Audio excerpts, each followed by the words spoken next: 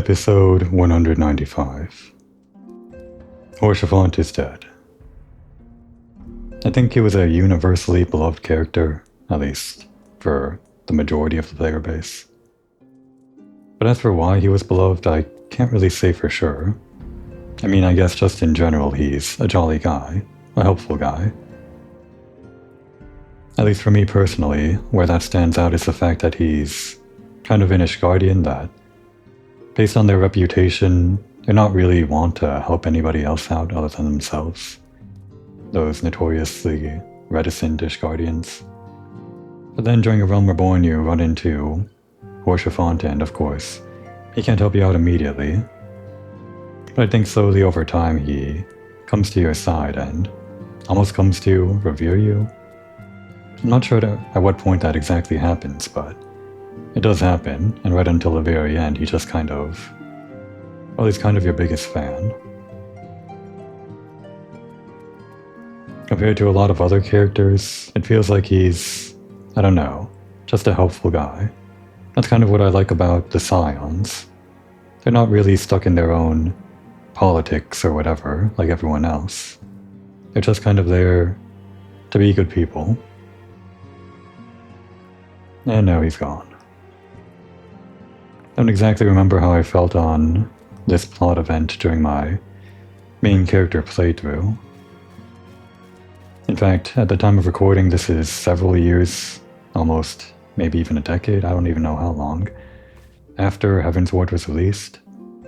And of course when I played it was only some years ago, already several years after Heavensward released, but I think at the time my feelings are probably similar to what I'm feeling right now, what I'm saying right now. He was just a good guy.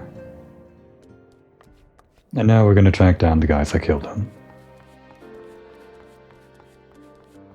And of course, Archbishop Thornton, if he still holds that title, as well as his Heavensward, including Sir Zephyrin, the guy that did the deed himself.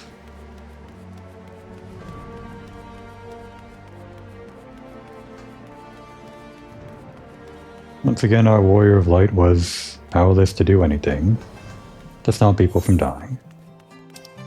Oh, is the main quest not over here? I went the wrong way. Where is the main quest?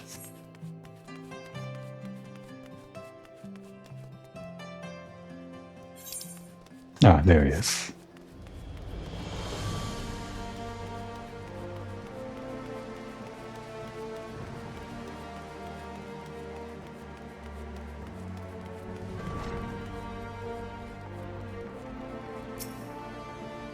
Where could they be headed?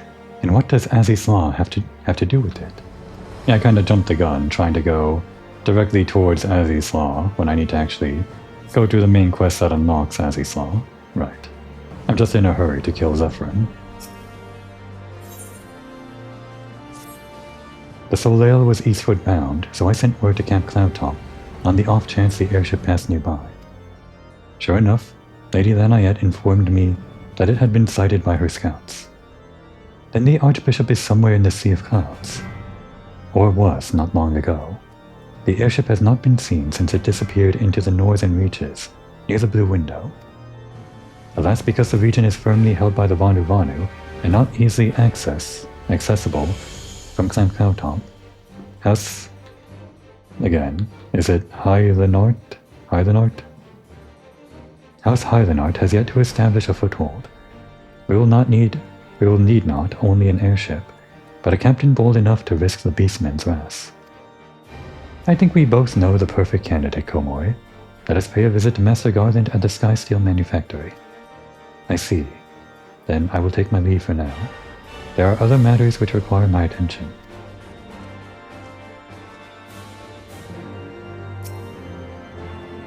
Who else but Master Garland would be willing to deliver us into Vanu territory? I say we go and ask him first.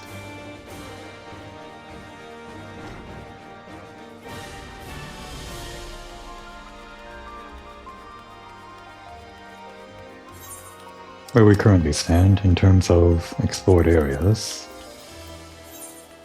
It's actually just about halfway, a little over halfway, I guess matching our current level. Like, in the story quests, that is. Our machinist level is way above the main quest story level, but I think we're around 57, 56, 57 right now. The dungeon just now was 57, I think, so just a little over halfway. We've got 2 more areas that we have no idea where they are, and kind of half of an entire area to explore, which is the Cloud of Seas, or the Sea of Clouds, whatever. Sound goes off when we go inside Skysteel.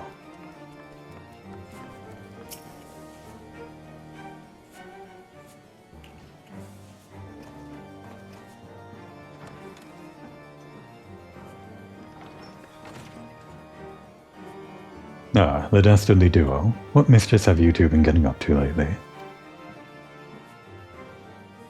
You haven't heard, have you?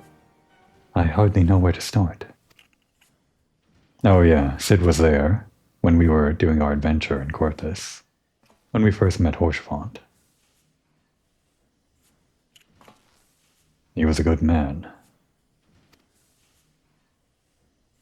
Sid, have you ever heard of Azi's Law? The Archbishop spoke of it before he fled. No, but it's probably some source of phenomenal cosmic power that's key to his plans. From what he told Komor, the Essenes tried to tempt him, as they tempted Gaius with the Ultima weapon. Even if he spoke true about playing along, I can see him attempting to seize it. As if we needed another reason to pursue him. Well, I'm convinced. The Enterprise is at your disposal. Come to the airship landing when you're ready to depart.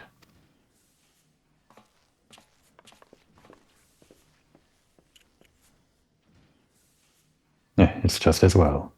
After pulling you out of the fire these last few times, I reckoned I was due to deliver you into it.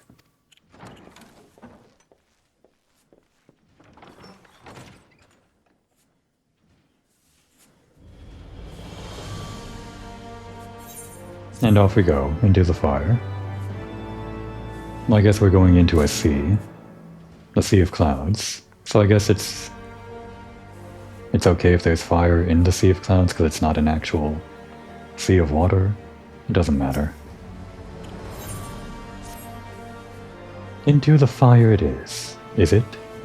In that case, I should inform Tataru of our plans. Pray go on ahead to the airship landing. I shall join you anon.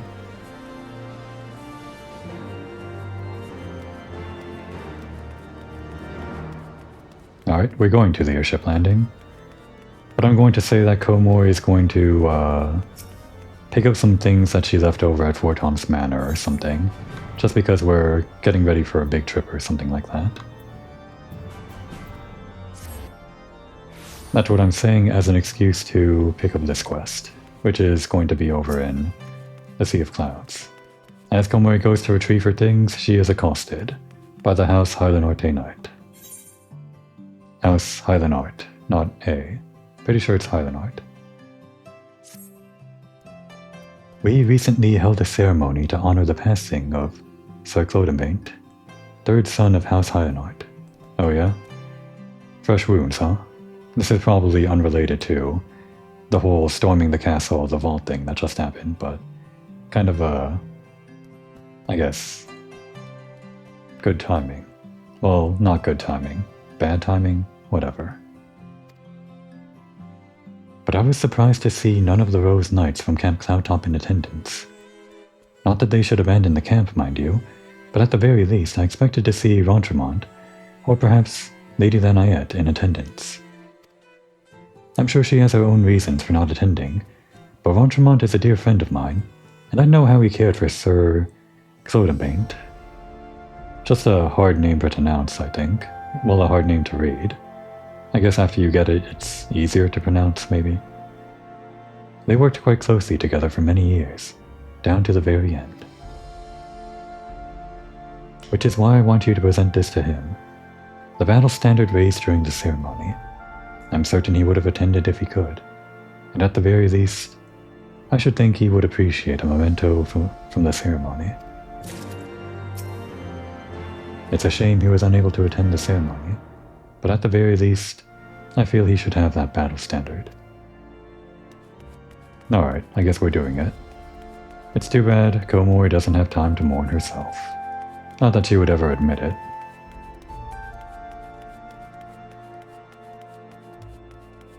I like to imagine for my Warrior of Light here, Komori, playing at the Warrior of Light is just kind of an excuse, sometimes, to challenge foes that are stronger than her, or something. Feel like she's, well, feel good about herself for beating people that are stronger than her. But when things get serious like they are now, I guess she gets serious too. I heard about your man, Hoshevond. Sorry for your loss, Komori. Good to see you again, Komori. It'll be a pleasure to have you aboard the Enterprise again.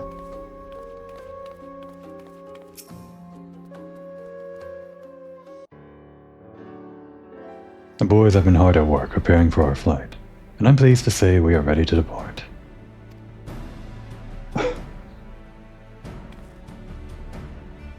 That is, as soon as a certain...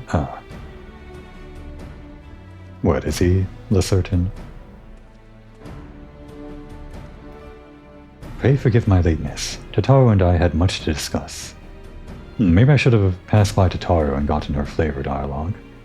I guess it's too late now. We still have no news of the missing scions, but she assures me that Urianter and Ryle are pursuing promising leads. Well, if Ryle's on it, then no need to worry. And Urianter. Come. We can continue this discussion aboard the Enterprise.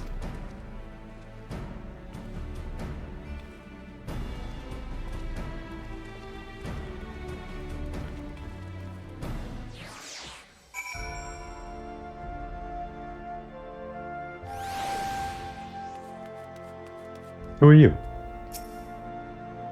Hello there, madam. So you know, I'll be available to ferry you back and forth once the chief charts a course. Deputy President's orders and all that. Okay, sure. Oh, are you the... Oh, okay, I guess we'll see in a second. Before that, though, I guess just temporarily they docked the high wind, just as like a set dressing thing. You can see out if you know it instead talking. Have fun.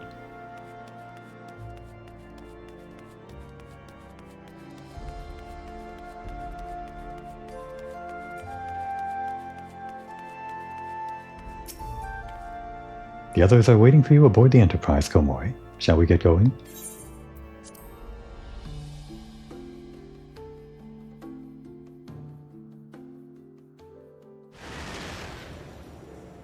Back in the Sea of Clouds, this time the other half.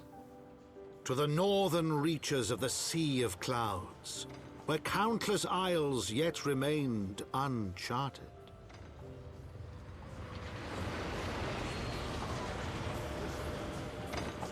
In search of a mysterious land known as Azizlar, and the unmasked villain who sought to claim its secrets.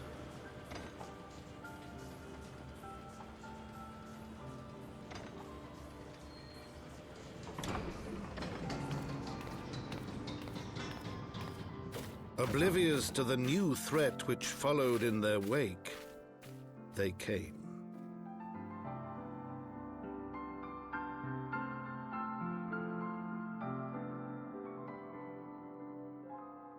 That was a very nice intro, but it's still just the Sea of Clouds, just the northern half of it. And actually I did come here earlier when I cheated my way over to the northern half by asking a player to fly me over, ride Pelion in their mount, just so I could complete some machinist quests. So we already have Ogsundu as a teleportation point, but I guess we're not going to tell everyone else here that we kind of cheated our way over here.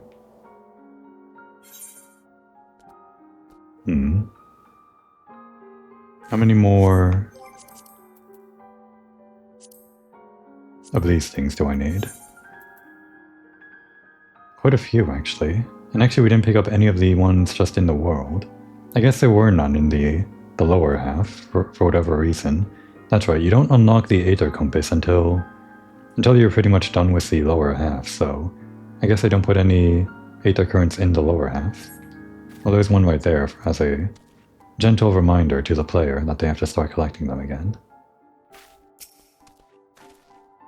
We'll keep the Enterprise here for now, but if you need to head back to Ishgard, you can use that standard to signal for an Ironworks airship. Don't worry, we charted a route safe enough for the others to fly. Unless that primal shows up. But what are the odds of that, eh? Just quickly.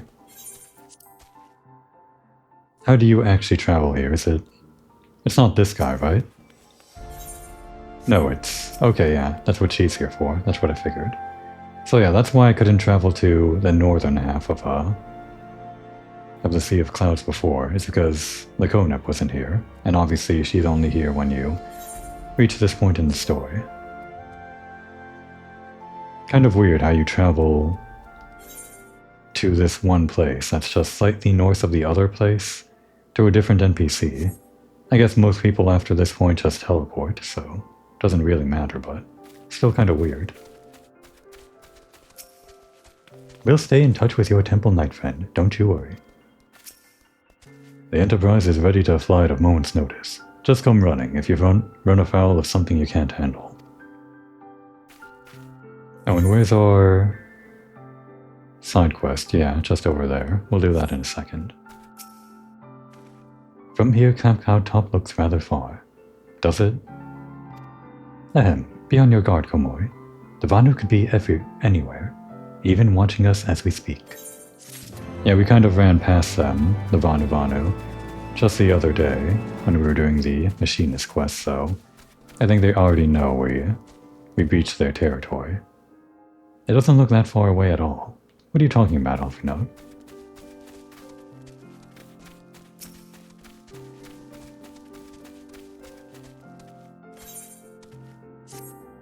Assuming the Soleil is here, I doubt she will come to us. We should begin searching the Isles in earnest. Of course, we must remain vigilant for Vanu scouts as well. I would rather avoid needless bloodshed.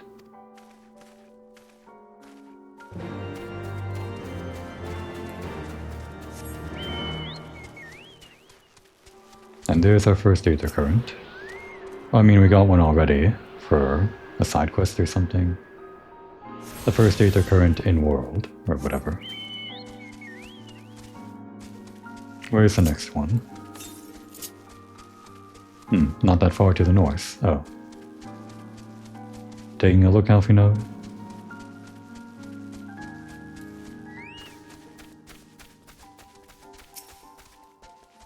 I doubt you'll find it that way, but I mean, how else are you gonna find it, right? Just keep your eyes open for a big airship or something. Maybe some giant transforming Heavensward knights or whatever. Gods, look at them. So many isles. So many places to hide. No, we must not lose hope. He is out there, Komori, and we will find him.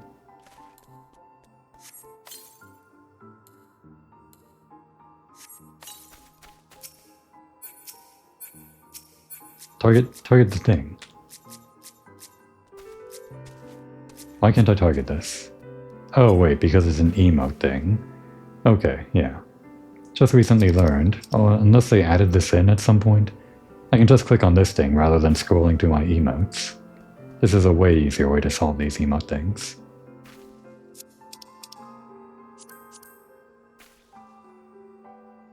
I don't think Komori found it. You search the skies for the Soleil, but see nothing resembling the missing airship. Just a bunch of rocks. Maybe we can see it if we're on the tallest rock there is, or something. Is that a boat up there? I don't actually remember what that is, this narwhal, whale-looking thing. We'll get there eventually.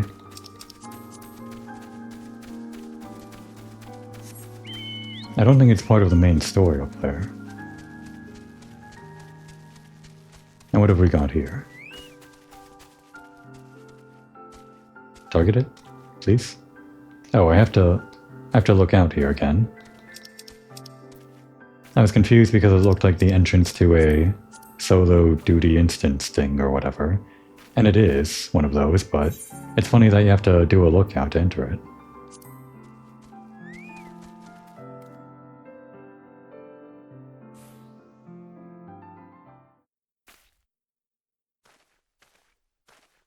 Sure wish it was daytime.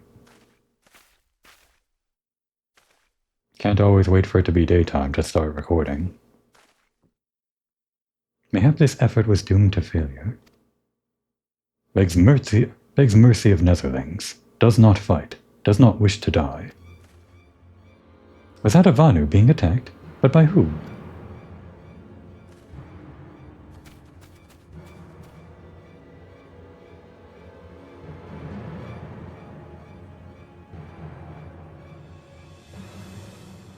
Over there. Imperial troops? Well, well, we found the Guardians. Can you believe it? His Guardians, seize them. They'll know where the Archbishop is.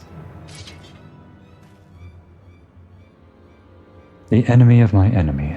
We have no choice. With me, Komoy. Protect the Vanu.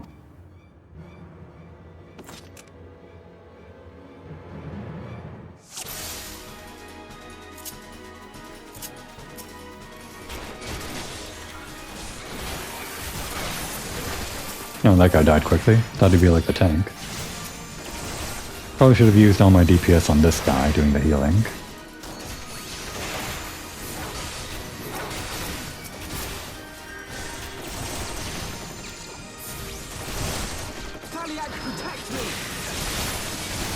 Yeah, the echo. Which one was that? The smart one? With the water or something? Oh, you bought your friends, huh? I guess this guy was a tank all along. Oh no, the tank is a huge air tank or whatever. We actually gotta protect this guy.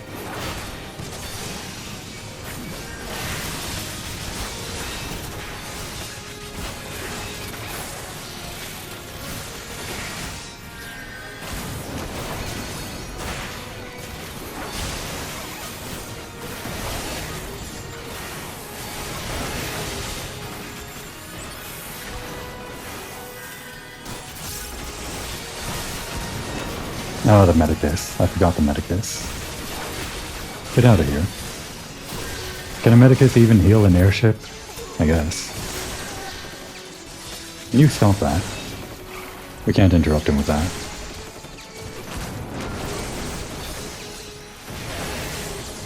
It's okay, right? Alphinote's got the healing?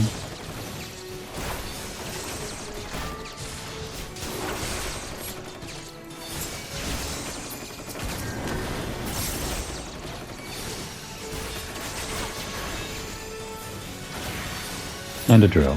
Nope, don't need the drill.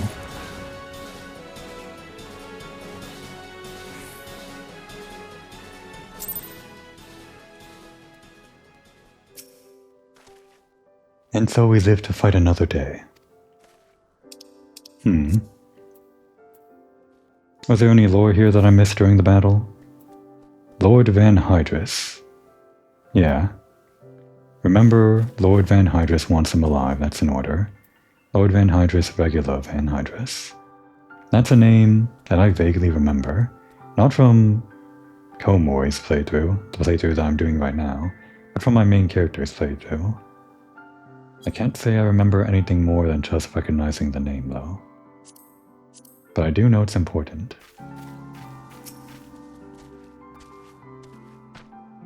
Netherlings save Lonu Vanu from certain deaths. Showers Netherlings with thanks like summer squall. Lord Vanu knows not what winds bears Netherlings to Cloud Sea, but warmly welcomes them.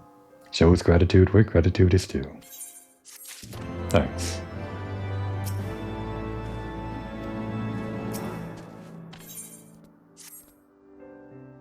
Lonu Vanu owes much and more to Netherlings. As saviors, as heroes, Zundu welcomes you. To village we go, to north, come, come.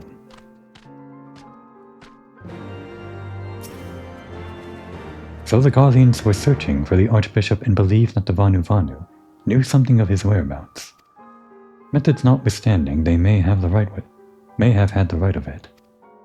I conclude that we should accept Lonu Vanu's offer of hospitality and visit his village.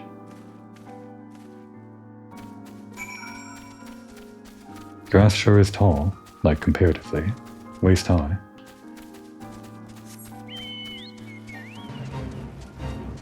I haven't forgotten. Just a little bit further to the north. There it is. I was going to say this aether current was really close to the other one, and it is. But I guess it happened, well, it's like right after that whole thing you just went through, that instance. So I guess chronologically speaking, it's more distant than I realized. And there it is. The place we went to before that we're not telling anybody we've been to before. It was an illegal move to go there before the story wanted us to go there. Even if it was technically possible, I still consider it illegal. Ah, now we got this.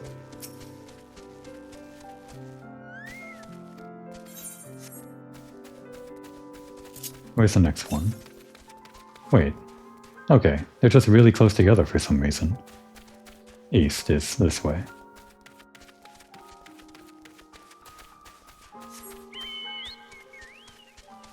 Is the last one just going to be also right nearby? I wonder. Ah, there it is. It's actually in the village. We'll get that later.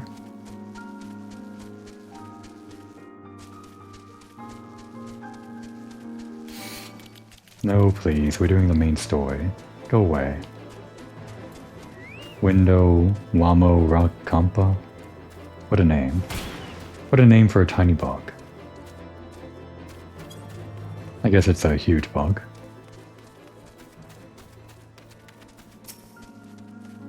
I want to believe Lonuvanu is sincere in his intentions. Nevertheless, keep your eyes open, Komori.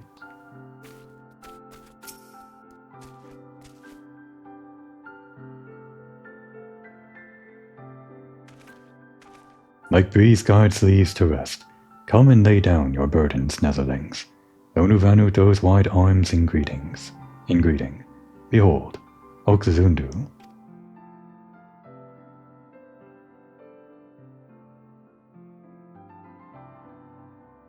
A far warmer welcome than the one you received from the Vundu, I think. Vundu bluster and blow hither and yon, sound and fury, like aimless gale.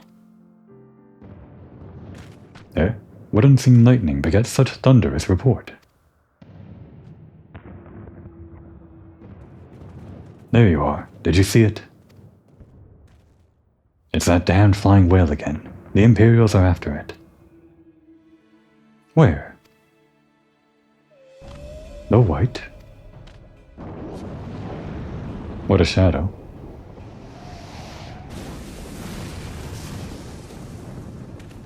He's wounded.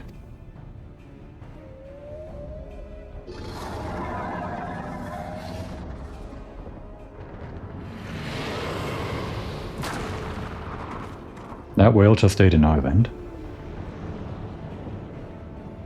By the 12, did the beast just eat that island? O insatiable white, O devourer of worlds, why must you torment us? Bah, Lonuvanu wastes no more words on his unfathomable deeds. Come, netherlings, come and break words with Chief of Zundu.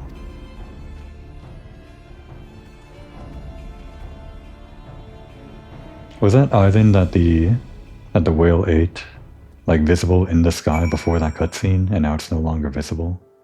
I don't imagine it would be, because then players could, like, fly through an intangible island.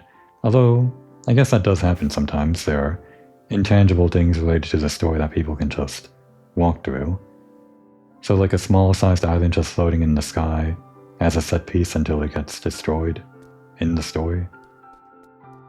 I guess that's not necessarily beyond the realm of belief. Who cares?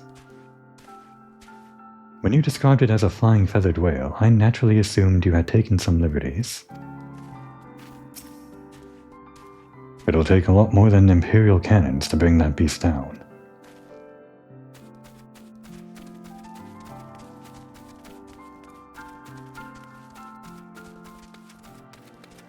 And here's the Aetherite. Kind of one of the prettiest Aetherites in the game. Komori's pretending to attune to it, even though she already did. Now nobody knows. Nobody knows of her crime, of coming to the place she shouldn't have been. And actually, before we continue this, maybe we do this quickly? Or... no, let's do it now. If we do it now, then we can just teleport back to Zundu here, Ox Zundu, and continue the main quest immediately, without having to worry about travel time.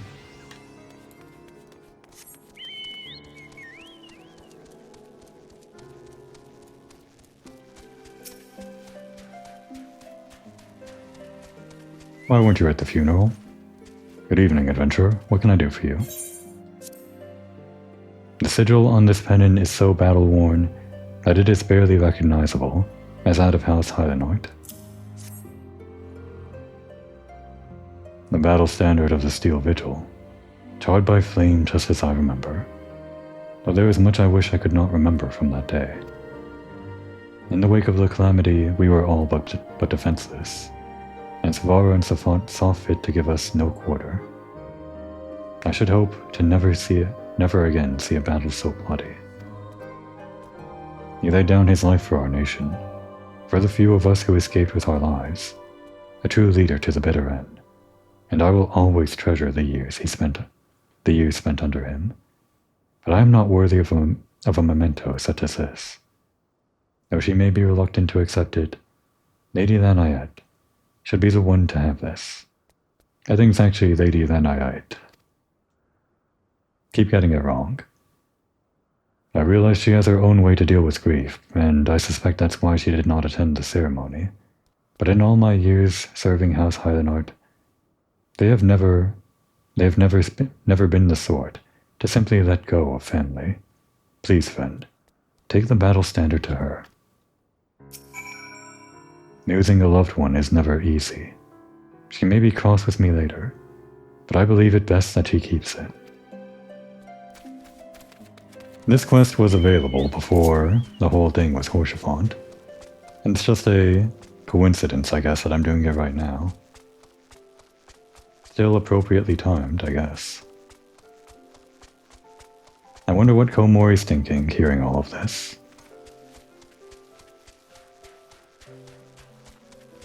Even I, as the sole decider of all of her whatever backstory or thoughts or actions she has, I don't really have it all figured out. I'm just kind of playing the game sometimes.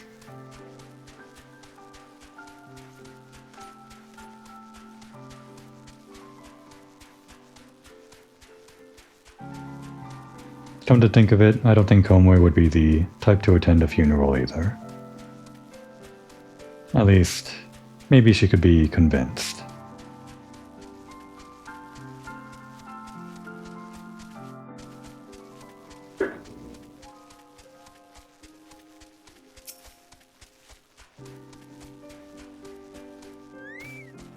Hello there, Komori. Is there something you need? Why weren't you at the funeral? The battle standard from the Steel Vigil. You are too kind. This is a most unexpected gift. Clodobaint was a good man, always ready to put his men's needs before his own.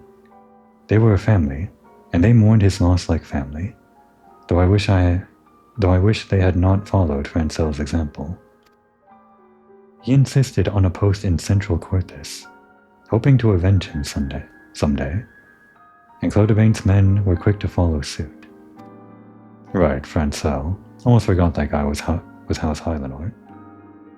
But I refused to dwell on the past, grieving at gatherings year after year. It's not what he would have wanted. Nay, he would have me live my own life, and fulfill my own dreams. His passing was a great loss to our house, but such hardships are not unfamiliar to us. Times are hard, but we will move forward, and in time, Ishgard will become the great nation he believed it could be, free of war.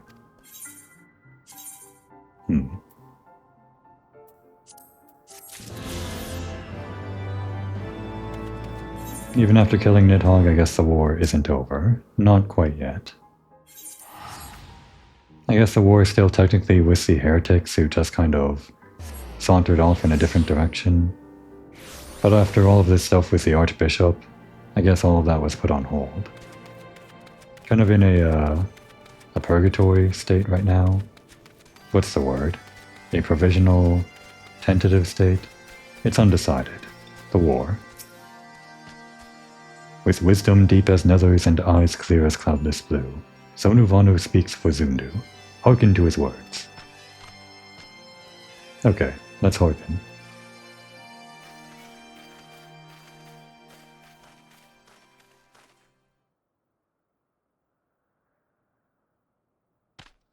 Netherlings deliver Lonu Vanu from claws of steel-shod fiends, and prove nobility. He knows not to ignore Zephyr winds, and brings before you with all haste. Soft rains to soothe the heart, and sunshine to warm. Gratitude of Sonu, chief of Zundu, is boundless. We are honored to meet you, Chief Sonu. I am Alfino Levier, and these are my companions Komoi Moriko and Sid Carland. We are come in search of an airship, a flying vessel of the Nethers, which we believe is somewhere in the Cloud Sea. Ah, like the black steel-shod contraption from which you saved Lonu Vanu? Alas, no. That ship belongs to the Guardian Empire, an old enemy of ours, though not the enemy we are looking for at present. The men we seek wear armor of purest white, and are led by an older man in white robes. Wait, Lonu Vanu hear tell of these Netherlings. You do? Are you certain? As sun rises and falls and returns, we are. What is this saying? As sun rises and falls and returns, we are. Oh, okay. He's saying that they are like the sun. As sun rises and falls and returns, we are. Zundu scouts can testify to words of Lonu Vanu. Aye, aye. Winds carry purpose of Netherlings to our ears as well. Netherlings seek key to Aziz's law. Oh, so you know of it. Now we're getting somewhere. Tell us, Chief Sonu, what exactly is this Aziz's law? Beware, Netherlings, for blackest clouds portend greatest danger. Look not into heart of tempest. There lies ancient birthplace of sin, home to forbidden secrets. To speak more is to call the wind. But the white devours isle where key is kept. Deep within bowels of mighty Bismarck it lies, beyond reach of the foolhardy. Really? Just like, as a coincidence just now? Or was it like one of the islands it devoured, like, in the long course of its lifetime or whatever, however long it's been summoned? It's not necessarily that island that we saw devoured just now, that the key was eaten. That would be too much of a coincidence, right? Then beyond ours.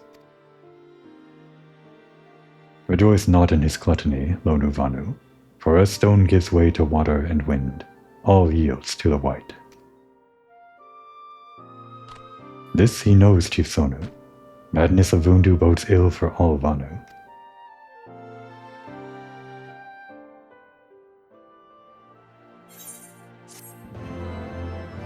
Great.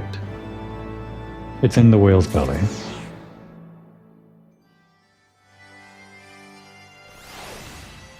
Now, before we move on, I didn't forget.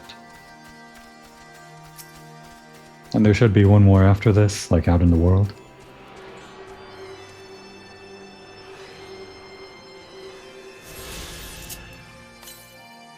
And it is quite a way further away than the other ones were. 428 to the northeast, huh? Guess I'd put it right around here or something. We'll remember.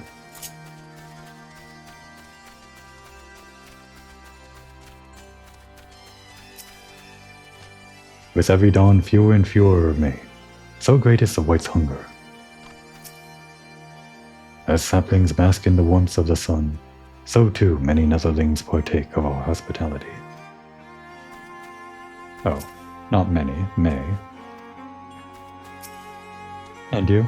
You didn't talk, but what do you have to say? Chief Sonu is the leader of the Zundu, strong and wise.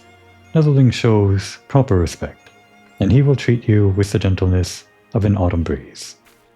Yeah, so all of the beast tribes, like all of these societies, that you talk to, specifically more in A Realm Reborn and kind of less as you go on, they all have like verbal tics or whatever. It's not really a verbal tic for the Vanu here, but what they have are similes. Or metaphors? No, this is a simile. Like with the gentleness of an autumn breeze, or whatever. They often make allusions like that. Just kind of their way of talking. Could we not leave the key in the Forbidden Land? To the Forbidden Land in the island-eating whale's belly? I mean, I can think of worse places to keep it. No? I thought not. So Azizah is home to forbidden secrets, accessible only to the bearer of a key which the Archbishop covets. Much as I would like to believe it's safe within the belly of Bismarck, the Knights of the Heavensward wield primal powers.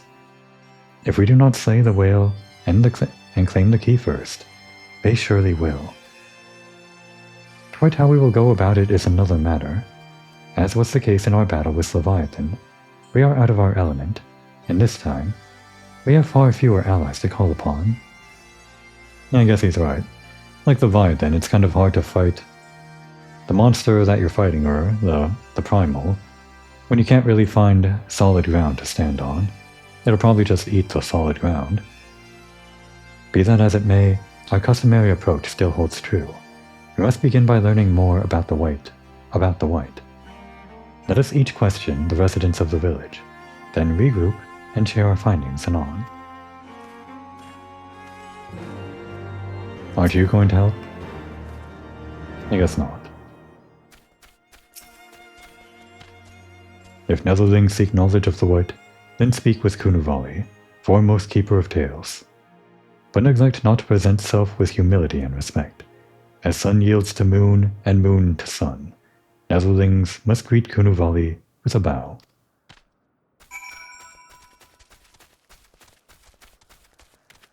And the sun rises.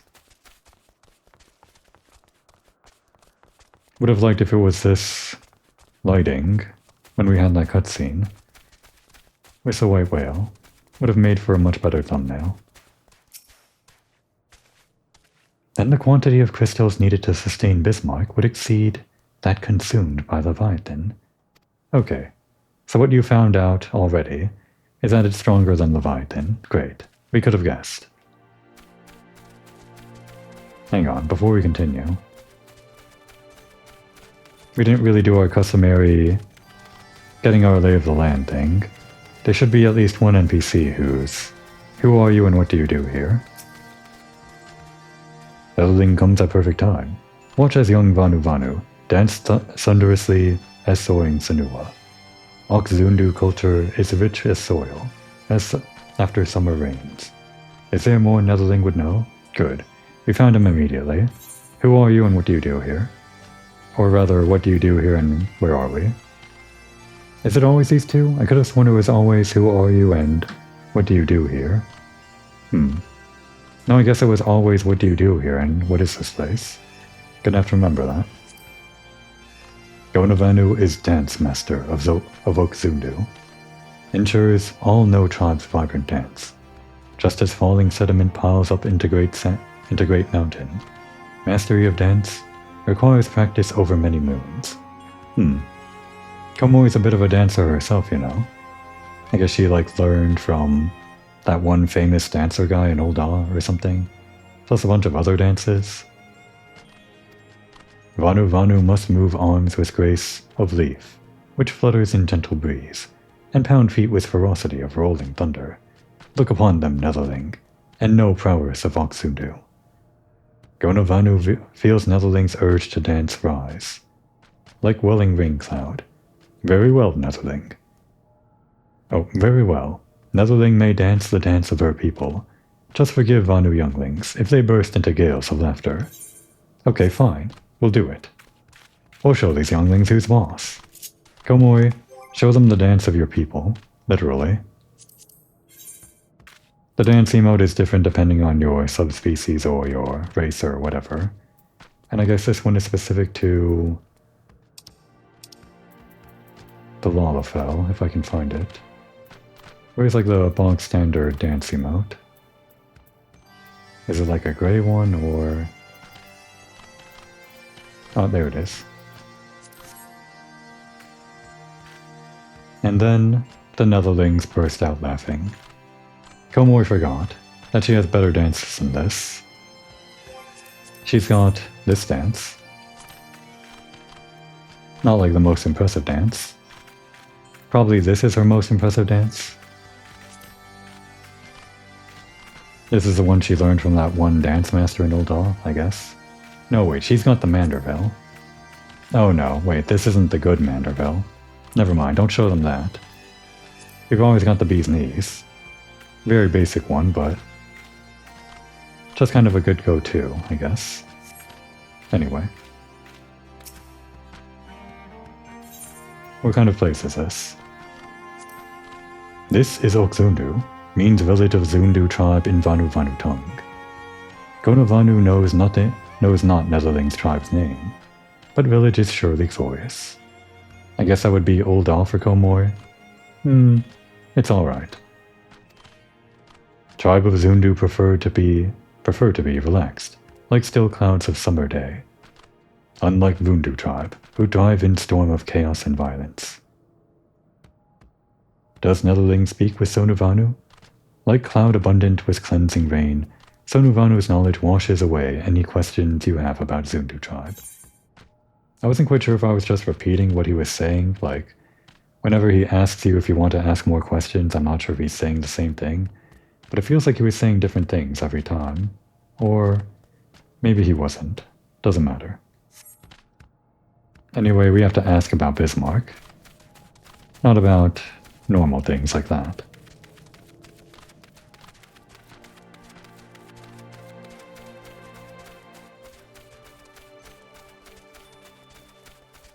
Did I say Bismarck? I meant to say the white. Not sure if they actually said the name I just said. Just pretend I didn't say that. It doesn't matter.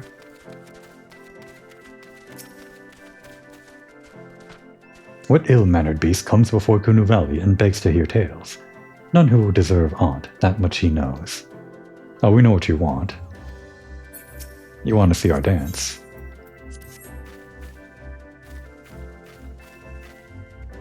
No, they don't like that. Fine, we'll bow. They do like dancing though, it's kind of their thing, as we just learned. Zephyr winds at your back and sunshine to warm your brow, traveler from below. Kunu Valley, keeper of tales, hears your words, and she remembers. In times long ago, in lands elsewhere, before even the clouds see, the white is one among many. Newborn he swims beside his many brothers, in seas of endless water. But hated the white is, for his brothers are purest black. So great is their contempt, their loathing, that they turn upon him, and rend his flesh asunder, and so he falls, only to rise again. For merciful gods raise him to the heavens, and there he is reborn. Okay, so he used to be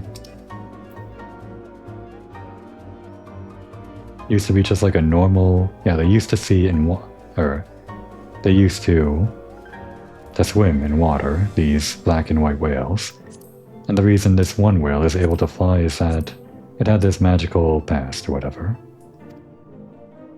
The white still longs for the sea to which he cannot return, but in rebirth, a splinter of the divine is shared. And so he opens his maw, from whence come the clouds, and a new sea is born, home to him alone. Wait. Hang on. I'm just going to pause the entire episode right here while I digest that. In lands elsewhere, before even the clouds see, white is one among many. Swims beside his many brothers. But he is hated, the white is. His brother's purest black. You turn upon him, rend his flesh asunder, sure. He falls, rise again, and reborn, be born. The white still longs for the sea to which he cannot return, but in rebirth, a splinter of the divine is shared. And so he opens his maw, from whence come the clouds, and a new sea is born, home to him alone. This is important stuff, if I'm understanding this right, like the illusions. We'll put a pin in that, but this doesn't come until like way later. Well, for now it's just mythology. The writing, wow. Content he gazes below, and sees others who are as he, hated and hunted. He weeps, and in his benevolence, he raises up isles of earth and guides these people to the cloud sea. Such is the tale of his rebirth, and the salvation of the Vanu. May it never be forgot. But this demon which menaces the cloud sea, his rage is that of the Vundu, his hunger that of a wild beast. The isles are his gift to us. Yet now he must consume them. Kunu Valley knows no tales like this. The Lord of the Mist is merciful and kind, not so this demon. I might just be reading into that whole mythology thing. It's also, I mean obviously it's mythology. It's very vague, so it might just be easy to make connections to it that I think I'm making connections to, like, kind of like fortune telling, how it's easy to make connections there just because you're being vague, but I feel like that's pretty important stuff. Later though. Personally, I've seen enough of that flying feathered whale already.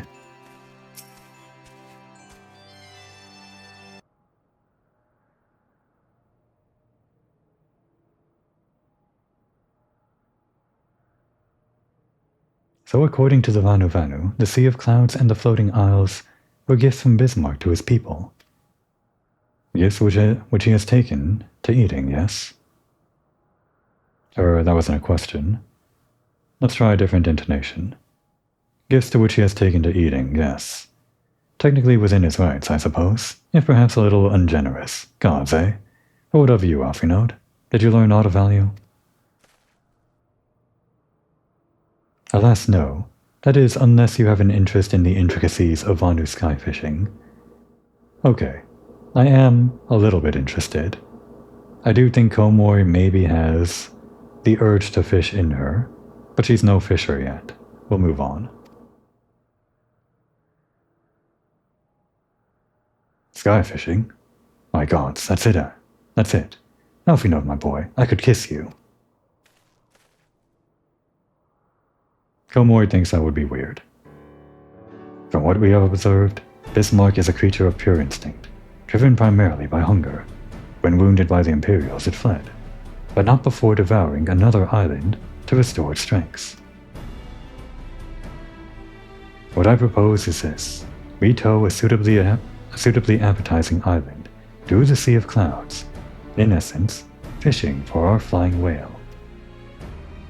Once we draw Bismarck out of hiding, we shall use dragon killers to fire grapnels into the beast's hide, and then reel it in close, enabling our resident Icon Slayer to engage it directly. A bold plan, Master Garland, but an exceedingly dangerous one. Should Komori fail to subdue the creature, she would almost certainly be eaten, along with the rest of your appetizing island. Komori is okay with that. Oh, she won't fail, and if anything does go wrong, I'll be at the helm of the Enterprise, ready to tow her out of trouble. I wouldn't entrust a task like this to anyone else. Nor I. I trust you have no objections to my joining you as well? Not at all. The more the merrier. Right then. It seems the boys and I have a lot of work to do if the Enterprise is to be ready for our fishing trip. While you two need to find me some bait. And not just any island, mind. I want a mouthful at most.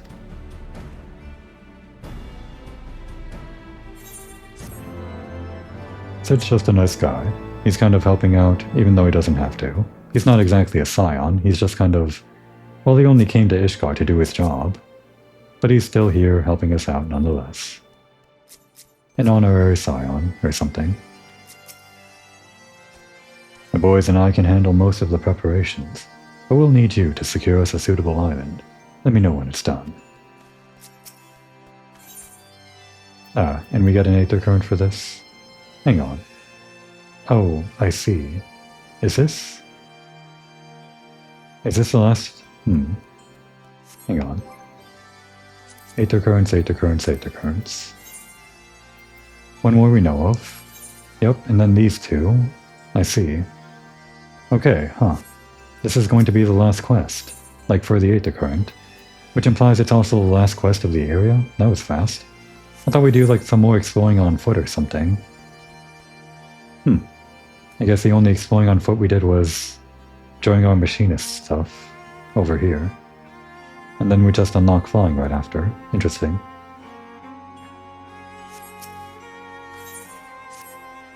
Well, you heard Sid.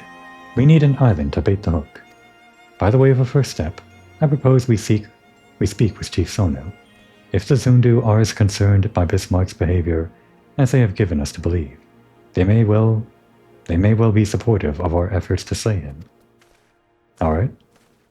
We can't just ask them for a free island, right?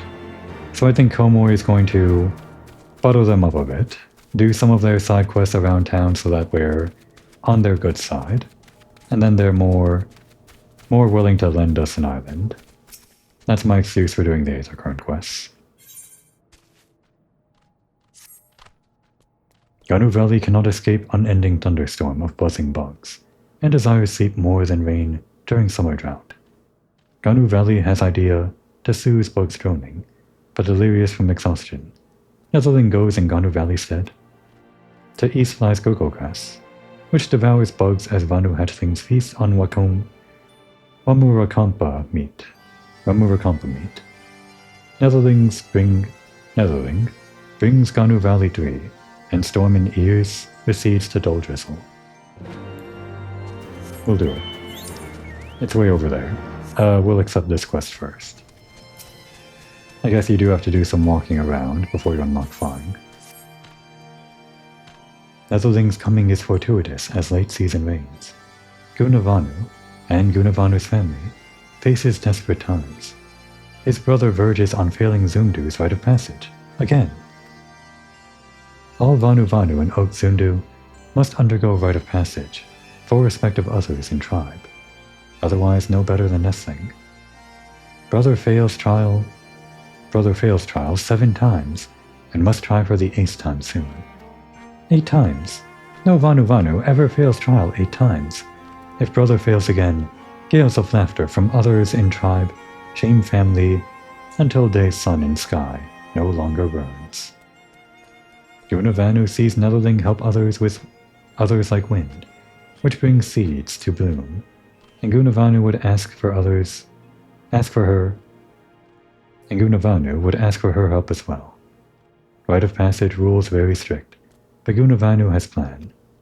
Rules forbid aid from other members of tribe, but say nothing of Netherlings. Ah, so you're cheating. We can get behind that. Help my brother, and quell impending storm of derision our family faces. Brother's name is Gunavanu, and he Roos. Gunavanu knows not where. Brother's temperament changes faster than breeze in autumn. Ask other Vanu and seek him out, or Gunavanu stays nestling forever. Gunavanu too lazy to go far from Oksundu. Ask other Vanu to seek him out, and help pass the rite of passage at last. Like summer breeze which makes Vanu feel fine, Netherlings are ever welcome in Oksundu. Great, thanks. Nothing to say about that guy's brother, though. Alright, we've got a heading. We've got 2 more quests to do over here, some guys to talk to or whatever. We've got a bunch of, questing over here to do. Well, I guess just the one quest. And I think there's going to be a lot more questing, because I'm pretty sure this leads into a whole quest line. Not just related to the Aether Current, but... well, I do like doing all of these quests that are finishing up the storylines for which you start during the Aether Current quests. I think this whole thing with this rite of passage, you only do the first quest for the Aether Current, but we'll continue all the way through for that thing, just because I want to. still a long road ahead of us before we can leave the Cloud of Seas. Now would be a good time to take a break.